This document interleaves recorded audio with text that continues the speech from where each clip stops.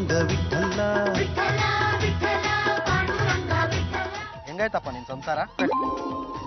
ಮೊದ್ಲ phone of ಮಾಡ್ಕೊಂಡು ಒಳಗಡೆ ನೀನು. ಅಲ್ಲ ಕಣ ಬೆಳ್ಳುಳ್ಳಿ, ಅಲ್ಲಾಡ್ತಾ ಇರೋ ಸರ್ಕಾರ ಹಂಗೆ ಗಟ್ಟಿಯಾಗಿ ಕಚ್ಕೊಂಡು ಮತ್ತೆ ನಿಂತ್ಕೊಂಡ್ಬಿಡ್ತ ಕಣ. ಗಟ್ಟಿಯಾಗಿದ್ದು ನನ್ನ ಸಂಸಾರ ಮುಳುಗೋ ಪರಿಸ್ಥಿತಿ ತಲುಪಿದ್ದೆ. ಸ್ವಲ್ಪ ಮೊದ್ಲಿಂದನು ಸ್ಟ್ರಿಕ್ಟ್ ಆಗಿರ್ಬೇಕಾಗಿತ್ತು. ಈಗೇನು ಮಾಡಕ್ಕಾಗಲ್ಲ, ಹೋಗ್ಲಿ ಬಿಡ. ಒಂದು ಮಗು ಅಂತ ಆದ್ರೆ ಎಲ್ಲ ತನಗೆ ಸರಿ ಹೋಗುತ್ತೆ. ಏ ಬೆಳ್ಳುಳ್ಳಿ, ಕಟ್ಕೊಂಡು ಹೆಣ್ತೀನಿ ಬೆಡ್ರೂಮ್ಗೆ ನೋ ಅಡ್ಮಿಷನ್ ಅಂತ ಬೋರ್ಡ್ ಹಾಕ್ಬಿಟ್ರೆ ಮಗು ಎಲ್ಲಿಂದ ಆಗುತ್ತೆ? ನಾ ತೊಟ್ಲು ನೆಲಿಗೋ ಕಟ್ಲೆ. ಒಂದ್ ಐಡಿಯಾ ಗೊತ್ತು ಕಣಲ್ಲ, ಈಗ ನಿನ್ ಮಗು ಆಗ್ಬೇಕಷ್ಟೇ ತಾನೆ, ಆ ಯೋಚನೆ ನನಗ್ ಬಿಟ್ಬಿಡಪ್ಪ. ಆಡೋ ಮಾತು ಒಂದು ಅರ್ಥ ಬಿಡ್ಬಲ್ಲ. ಅದು ಏನಿಲ್ಲ, ಈಗ ನಿನ್ ಹೆಂಡತಿಗೆ ರಾಜಕೀಯದಲ್ಲಿ ತುಂಬಾ ಇಂಟ್ರೆಸ್ಟ್ ಅಲ್ವೇನಾ? ಹಳೆ ನ್ಯೂಸ್ ಪೇಪರ್ ಸಿಕ್ಬಿಟ್ರು ಸಾಕಣ, ಅದನ್ನೇ ಮೈಕ್ ಮಾಡ್ಕೊಂಡು ಮಹಿಳೆಯರೇ ಮತ್ತು ಮಾನ್ಯರು ಅಂತ ಭಾಷಣ ಬಗ್ಗೆ. ಅಯ್ಯೋ, ಇಷ್ಟು ವಿಷಯ ಸಾಕ್ಬಿಡು. ನೋಡಲ್ಲೇ, ಸ್ವಾಮೀಜಿ ವೇಷ ಹಾಕೊಂಬಂದು ನಿನ್ ಹೆಂಡತಿ ಹೇಗ್ ಪಾಠ ಕಲಿಸ್ತೀನಿ ಅಂತ. ಇದೆ, ಇದ್ರಲ್ಲಿ ಏನೋ ಇದೆ. ಅದೇನು ಅಂತ ಸ್ವಲ್ಪ ಬಿಡ್ಬಿಡಿಸಿ ಹೇಳ. ಏನಿಲ್ಲಪ್ಪ, ಇಷ್ಟ ಕಣಲೆ.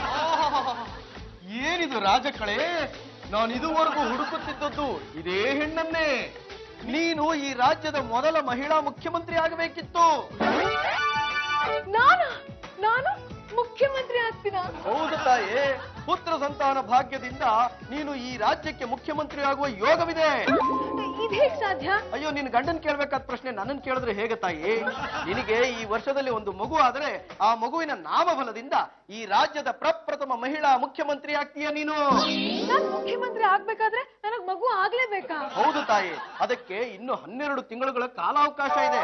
ಅಷ್ಟರಲ್ಲಿ ನಿನಗೆ ಮಗು ಆಗದೆ ಹೋದ್ರೆ ಆ ಕಿತ್ತೋಗಿರೋ ಮಹಿಳಾ ಸಮಾಜದಲ್ಲಿ ಕೂತ್ಕೊಂಡು ಬಿಸ್ಕೆಟ್ ತಿಂತ ನಿನ್ ಜೀವನನ ಮುಗಿಸ್ಬಿಡ್ತೀಯ ತಾಯಿ. ಅಭಿ, ನಾನು ನಿಮ್ಗೆ ಏನೋ ಕೇಳ್ತೀನಿ, ಅದನ್ನ ಕೊಡ್ತೀರಾ? ನಿಮ್ಗೋಸ್ಕರ ನಾನು ಪ್ರಾಣನೇ ಕೊಟ್ಬಿಡ್ತೀನಿ. ನನಗೆ ಒಂದ್ ಮಗು ಬೇಕು. ಈಗ ಮೂಡಿಲ್ಲ, ಹೋಗ್ರಿ ನೀವು. ಮೂಡಿಲ್ಲ ಅಂದ್ರೆ ಮೂಡ್ ಬರ್ಸ್ಕೋಬೇಕಪ್ಪ. ನಮಗೆ ಮೂಡ್ ಬಂದಾಗ ಒಂದ್ ಮಿಸ್ ಕಾಲ್ ಕೊಡ್ತೀವಿ, ಈಗ ನೀವು ಹೋಗ್ರೆ. ಅಭಿ, ನಾನ್ ನಿಮ್ಮ ಹತ್ರ ಪುತ್ರ ಭಿಕ್ಷೆ ಬೇಡ್ತಾ ಇದ್ದೀನಿ, ಪ್ಲೀಸ್ ನನಗೆ ದಯಪಾಲಿಸಿ. ಏನು ಯಜಮಾನ್ರೆ, ಒಪ್ಕೋಬೇಡಿ. ಅವ್ರು ಮುಖ್ಯಮಂತ್ರಿ ಆಗ್ಬೇಕು ಅಂತ ನಿಮ್ಮನ್ ಮಗು ಕೇಳ್ತಿದಾರೆ. ಅದಕ್ಕೆ ಅಡ್ಗೆ ಮನೆಗ್ ಬಂದ್ಬಿಡಿ, ಗೂಡಲ್ಲಿ ಬಚ್ಚಿಟ್ಬಿಡ್ತೀನಿ. ಮಾತಿಗೂ ಅಡಿಗೆ ಮನೆ ಅಂತ ಹೇಳ್ಬಿಟ್ಟು ಬೆಡ್ರೂಮ್ನೇ ಮಾಡಿಸ್ಬಿಟ್ಟಲ್ಲ ನೀನು. ನೋಡಿ ಜಾಜಿ ಜಂಬಲ್ ದಿನ್ನಿ ಅವರೇ, ನಿಮ್ಮ ಸುಖಕ್ಕೋಸ್ಕರ ನಾವು ತ್ಯಾಗ ಮಾಡೋದಕ್ಕೆ ಸಿದ್ಧಿಲ್ಲ. ನಿಮ್ಮ ಸ್ವಾರ್ಥಕ್ಕೋಸ್ಕರ ನಾವು ತಂದೆ ಆಗೋದಕ್ಕೂ ತಯಾರಿಲ್ಲ. ಹಬಿ, ಯು ಮೈ ಸ್ವೀಟ್ ಹಬಿ ಅಲ್ವಾ? ಬೇಕಾದ್ರೂ ನಾಚ್ಕೊಡ್ರೆ, ಇವತ್ತು ನಮಗೆ ಪುರ್ಸತ್ತಿಲ್ಲ, ಪುರ್ಸತ್ ಮಾಡ್ಕೊಂಡು ಬರ್ತೀವಿ. ಶಾಸ್ತ್ರಿಗಳೇ, ನಮ್ ಜಾತಿಯವರು ಮುಖ್ಯಮಂತ್ರಿಗಳಾಗ್ಬೇಕು ಅಂತ ಆಸೆ ಪಟ್ಟಿದ್ದಾರೆ. ಆದ್ರೆ ಮಗು ಆದ್ರೆ ಮಾತ್ರ ಮುಖ್ಯಮಂತ್ರಿಗಳಾಗೋದು ಸಾಧ್ಯ ಅಂತ ಸ್ವಾಮಿಗಳು ಹೇಳಿದ್ದಾರೆ. ಹಾಗಂತ ಇಮಿಡಿಯೇಟ್ ಆಗಿ ಮಗು ಆಗೋದು ನನ್ಗೆ ಇಷ್ಟ ಇಲ್ಲ. ಯಾಕೆಂದ್ರೆ ನನ್ ಬ್ಯೂಟಿ ಎಲ್ಲ ಹಾಳಾಗ್ಬಿಡುತ್ತೆ. ಎಲ್ಲಾ ತಾಯಿಯಂದ್ರು ಇದೇ ಮಾತನ್ನ ಹೇಳಿದ್ರೆ ಇವತ್ತು ಜಗತ್ತು ಬೆಳೀತಾ ಇರ್ಲಿಲ್ಲ. ನಿಮ್ಮ ತಾಯಿನೂ ಕೂಡ ಸೌಂದರ್ಯ ಹಾಳಾಗುತ್ತೆ ಅಂತ ಸುಮ್ಮನಿದ್ದಿದ್ರೆ ನೀನು ಹುಡ್ತಾ ಇರ್ಲಿಲ್ಲ.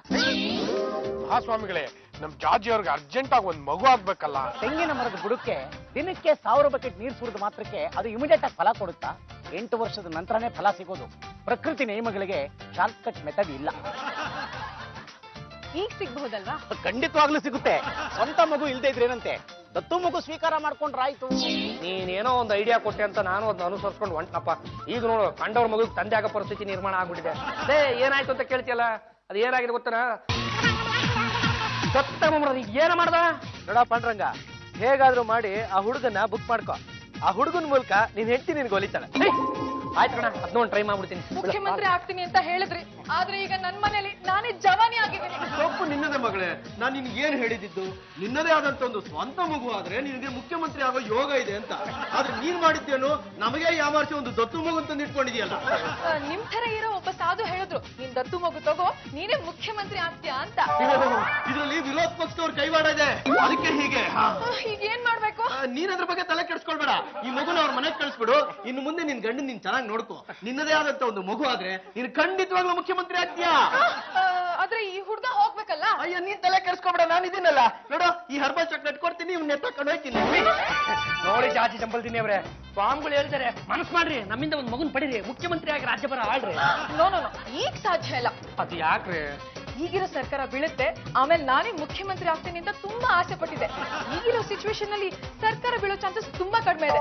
ಅದಕ್ಕೆ ನೆಕ್ಸ್ಟ್ ಎಲೆಕ್ಷನ್ ಅನೌನ್ಸ್ ಮಾಡ್ತಾರಲ್ಲ, ಆಗ ನಿಮ್ ಸೇವೆ ಮಾಡ್ತೀನಿ.